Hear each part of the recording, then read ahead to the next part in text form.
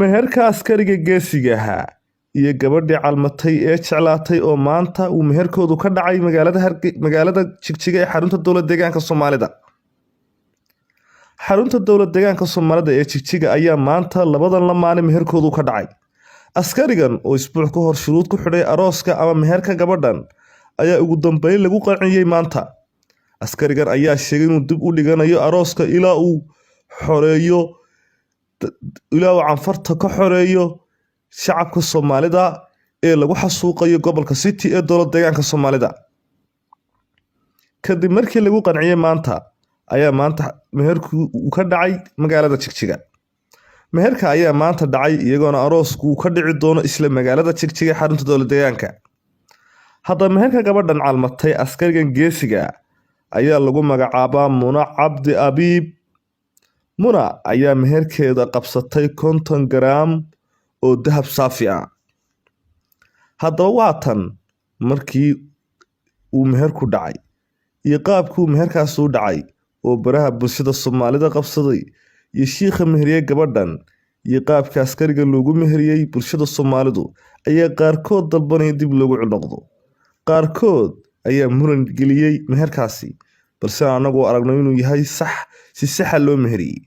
balse adigu daawade haddii uu sax yahay iyo haddii kula khaldan yahayba qaybta hoose commentiga noogu reeb kadib marka aad daawato muuqaalkan.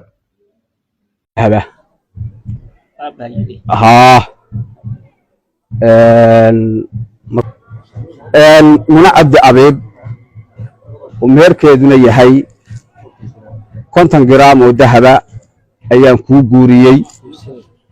ربي صلي على الحبيب محمد وعلى الآل من هم الكرماء. حبيب محمد وعلى الآل من هم الكرماء. كيف ترقى رقيك الأنبياء يا سماء مدى ولدها السماء. على الحبيب المحمد وعلى الآل من هم الكرماء. ربي صل على الحبيب المحمد وعلى الآل من هم الكرماء.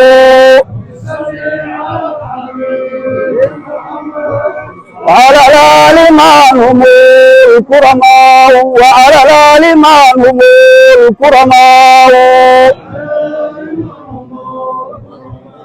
Muna Cabdi Abiib oo meherkeedu yahay 50 gram oo dahaba oo noociisu yahay 22 lambar 22 ayaan ku guuriyay. Rabbi salli ala al-habib Muhammad wa ala al-ali man hum al-kuramaa. Habib Muhammad wa ala al-ali man hum al-kuramaa. كيف ترقى رقيك الأنبياء يا سماء مدى ولدها السماء. على الحبيب المحمد وعلى الآل من هم الكرماء. ربي صل على الحبيب المحمد وعلى الآل من هم الكرماء.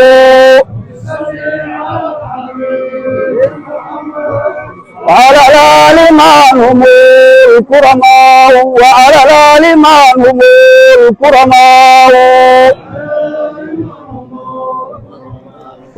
dhinaca kale waxaan idhaynaa xukuumadda Somaliland ayaa maanta ogolaatay muddo 30 sanadood markii ugu horeysay in mas'uuliyiin ka tirsan ama siyaasiyiin xilal ka haya dowladda federaalka ee Soomaaliya ay yimaadaan magaalada Hargeysa ee caasimadda Somaliland si ay uga qayb galaan aaska marxuum Abwaan Hadraawi oo maanta ku geeriyooday magaalada Hargeysa ee caasimadda Somaliland.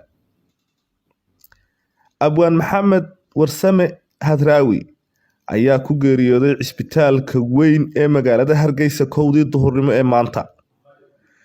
xildhibaano iyo siyaasiyiin qaarkood ay wasiir yihiin ayaa xukuumadda Somaliland fariimo ugu diray dhinaca baraha bulshada iyagoo ka codsaday in loo ogolaado inay ka qayb galaan aaskaasi maadaama uu dhintay uuna ummadda Soomaalidu ka baxay abwaan weyn oo magac iyo maamuus ku lahaa. haddaba wasiirka wasaaradda arrimaha gudaha ee Somaliland oo ay dhinacyo fadhiyaan wasiirka wasaaradda warfaafinta Salebaan Cali Koore iyo wasiirka xanaanada xoolaha iyo wasiiro kale ayaa maanta waxa ay muddo 30 sano ah kadib waxay ogolaadeen xukuumadda Somaliland in ay yimaadaan siyaasiyiinta ama xildhibaanada ama xilalka ka haya xukuumadda federaalka ee Soomaaliya si ay uga qayb galaan aaska marxuumka Maxamed Ibraahim Warsame Hadraawi oo berito casarka 3:00 lagu aasi doono xabaalaha Baqiic ee duleedka magaalada Hargeysa. Hadda wasiirka wasaaradda arrimaha gudaha ee Somaliland Maxamed Kaahin Axmed oo ka hadlaya 30 sano kadib in maanta loo ogolaaday siyaasiyiinta Soomaaliya inay yimaadaan magaalada Hargeysa si ay uga qayb galaan aaska. waa kan إنا إليه راجعون. أبوان مرحوم محمد إبراهيم ورسمة وما أنت كوجيريودي مقالة هرقيسة وأبوان كي قرن كان رير سومالي لاند قرن مكرا أو ضدك سومالي أفك سومالي قا كو حضرة لما أنت دوحوا وحا نيني عسيان أو هايستان إنو أبوانك سوغانتا سوماليات ragga ugu waaweyn ee laga martiyo oo ahaa sidaas darteed waxaynu ka tacsiyadeynaa Maxamed Ibraahim Warsame dhammaan ummadda reer Somaliland iyo dhammaan ummadaha dadka afka Soomaaliga ku hadla ayaynu ka tacsiyadeynaa cidii aaskiisa ka soo qayb galaysana way diyaad baynu ugu mahadnaqaynaa ruqsadna waynu siinaynaa waynu soo dhaweynaynaa aad iyo aad baa mahadsantahay. سعادة وزير واحد جرا حلبانا كترسم برلمان كصوماليا وجود ويد فريم بيجيتو كسو قرية عطسانيا إن لو قلاده إن أياس كسو قيب قلان. مركا مدحض الصوماليا ضدك لو قلاده يهرجيسك كسو ده كريم كوتشلا. هرتا وحوية ضدك إنه قلان إن يدك الصومالي لان سوي الدين يسوي حوية. هو فرين هو ده كنت مرسن اللي كتشواب كريمين عدي صومالي لان دولة سوي دي ستين أسكا هتراوي وإيمانيان وينسود وين. مركا هذه العلي دي سوي ديستان.